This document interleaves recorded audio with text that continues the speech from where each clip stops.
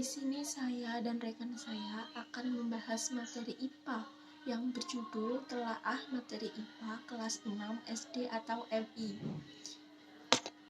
Guna memenuhi UAS IPA yang akan dipresentasikan oleh sahabat saya.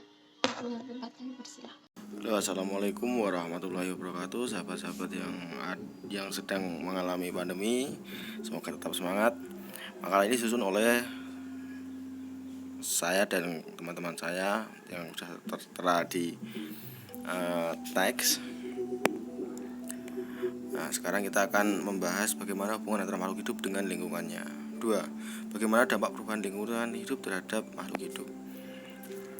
Hubungan antar makhluk hidup dan lingkungannya disebut simbiosis. Simbiosis adalah hubungan antar makhluk hidup yang disebut simbiosis dikenal 3 macam kehidupan, yaitu simbiosis mutualisme, simbiosis parasitisme, dan simbiosis komensalisme. Ini juga sudah sering sekali kita dengar pada zaman kita SD dulu ya. Nah, intinya adalah simbiosis mutualisme adalah hubungan antara dua jenis makhluk hidup yang saling menguntungkan. Contohnya adalah serangga dan tumbuhan berbunga seperti kupu-kupu, lebah, kumbang mengambil nektar dari bunga untuk makanannya, sehingga bunga lebih mudah untuk penyerbukan. Nah, dan masih banyak lagi. Dan saya ambil contoh yaitu bangau dan kerbau. Bangau memangsa kutu yang ada di punggung kerbau sehingga kerbau terbebas dari hama. Dan masih banyak lagi, dan jika dicontohkan lebih banyak maka waktunya tidak cukup ya. Oke. Selanjutnya adalah komensalisme.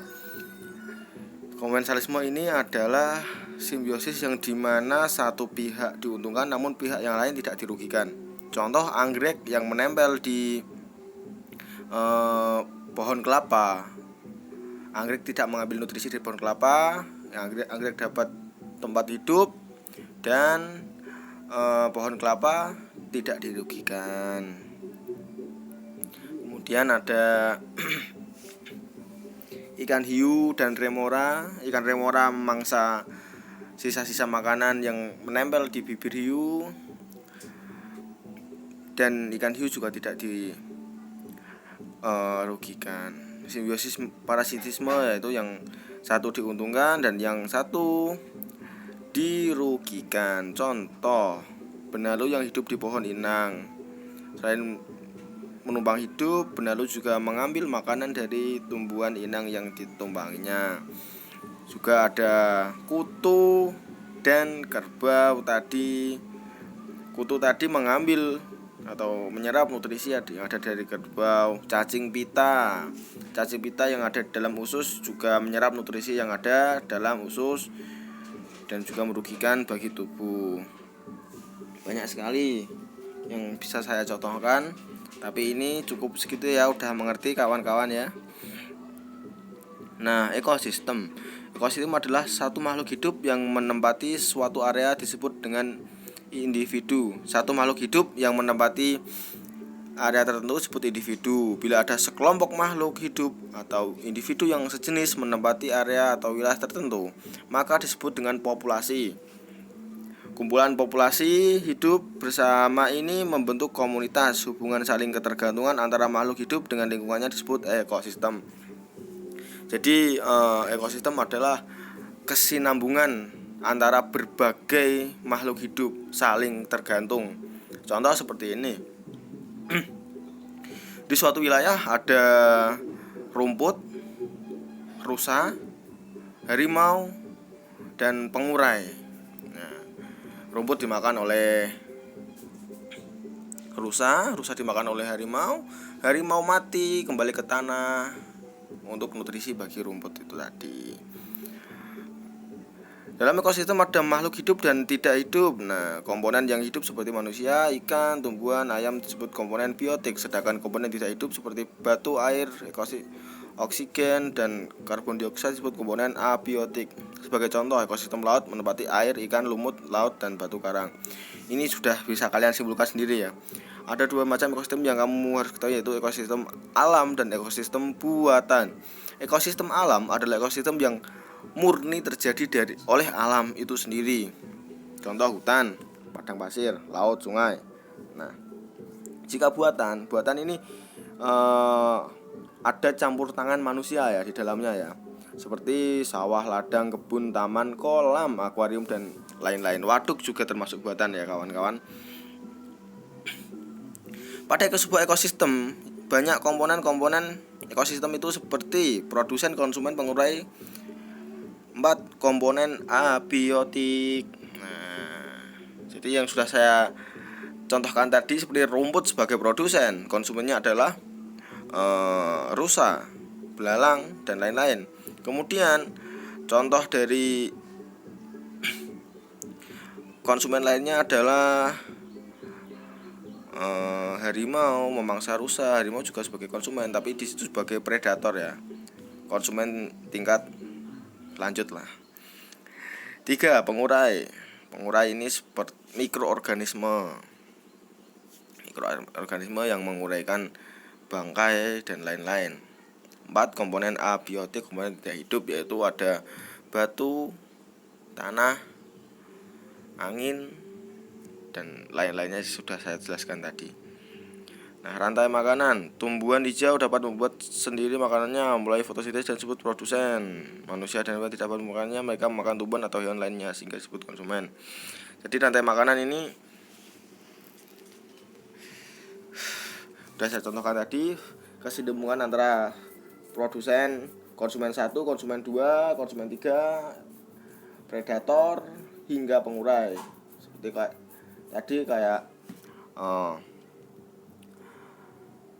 padi ini di ekosistem sawah ya. Padi dimakan belalang dimakan katak dimangsa oleh ular kemudian dimangsa oleh burung elang. Siapa yang memangsa? Manusia dong. Ditembak lah, dar. Kemudian manusia mati, diurai oleh pengurai, kembali lagi ke tanah. Jadi kita nanti akan mengenal konsumen 1, konsumen 2 dan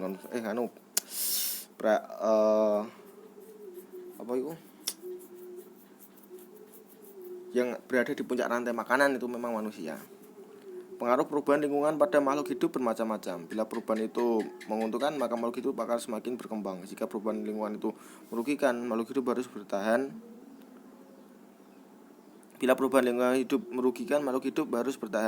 Dengan kata lain, ia harus mampu menyesuaikan diri atau melakukan adaptasi. Apabila lingkungan sekitar makhluk hidup itu rusak, makhluk hidup akan mengalami kesulitan untuk bertahan hidup. Contoh adalah masuknya bahan racun dalam perairan, misalnya deterjen dan ya pupuk organik dan lain-lain. Pupuk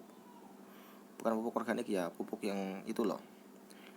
Penyerahan air banyak menimbulkan kerugian, antara lain kerusakan lingkungan hidup, banyak hewan dan tumbuhan air yang mati karena kurang oksigen, terjadi pendangkalan akibat menumpuknya sampah di sungai. Wah, ini manusia bertanggung jawab besar ini atas kerusakan ini. Hal yang perlu dilakukan untuk mencegah terjadinya pencemaran air antara lain jangan buang limbah dengan pabrik ke sungai dan lain-lain. Kalian pasti tahu lah yang bagaimana caranya. Nah, ini udah nggak usah disimpulkan lama-lama. Jadi kesimpulannya adalah hubungan makhluk hidup yang khas disebut simbiosis di alam dikenal dengan 3 macam, simbiosis mutualisme dan simbiosis parasitisme, komensalisme, ya itulah. Pengaruh perubahan lingkungan hidup pada makhluk hidup bermacam-macam. Bila perubahan itu menguntungkan, maka makhluk hidup semakin berkembang. Bila perubahannya itu merugikan, makhluk hidup itu harus bisa bertahan, yaitu adaptasi agar tidak punah ya. Karena manusia pun jika tidak bisa beradaptasi dengan lingkungan juga akan mati. Oke sahabat-sahabat, sekian, terima kasih. Wassalamualaikum warahmatullahi wabarakatuh. Sampai bertemu di pembahasan selanjutnya. Makhluk hidup yang menempati area tertentu disebut individu. Bila ada sekelompok makhluk hidup atau individu yang sejenis menempati area atau wilayah tertentu, maka disebut dengan populasi. Kumpulan populasi hidup bersama ini membentuk komunitas. Hubungan saling ketergantungan antara makhluk hidup dengan lingkungannya disebut ekosistem. Jadi ekosistem adalah kesinambungan antara berbagai makhluk hidup saling tergantung. Contoh seperti ini. Di suatu wilayah ada rumput, rusa, harimau, dan pengurai. Nah, rumput dimakan oleh rusa dimakan oleh harimau, harimau mati kembali ke tanah untuk nutrisi bagi rumput itu tadi. Dalam ekosistem ada makhluk hidup dan tidak hidup. Nah, komponen yang hidup seperti manusia, ikan, tumbuhan, ayam disebut komponen biotik, sedangkan komponen tidak hidup seperti batu, air, oksigen, dan karbon dioksida disebut komponen abiotik. Sebagai contoh, ekosistem laut menempati air, ikan, lumut laut, dan batu karang. Ini sudah bisa kalian simpulkan sendiri ya. Ada dua macam ekosistem yang kamu harus ketahui, yaitu ekosistem alam dan ekosistem buatan. Ekosistem alam adalah ekosistem yang murni terjadi oleh alam itu sendiri. Contoh hutan, padang pasir, laut, sungai. Nah, jika buatan ini ada campur tangan manusia ya di dalamnya ya. Seperti sawah, ladang, kebun, taman, kolam, akuarium, dan lain-lain. Waduk juga termasuk buatan ya kawan-kawan.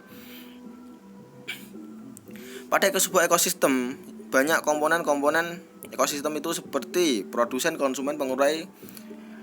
4. Komponen abiotik. Nah, jadi yang sudah saya contohkan tadi seperti rumput sebagai produsen, konsumennya adalah rusa, belalang, dan lain-lain.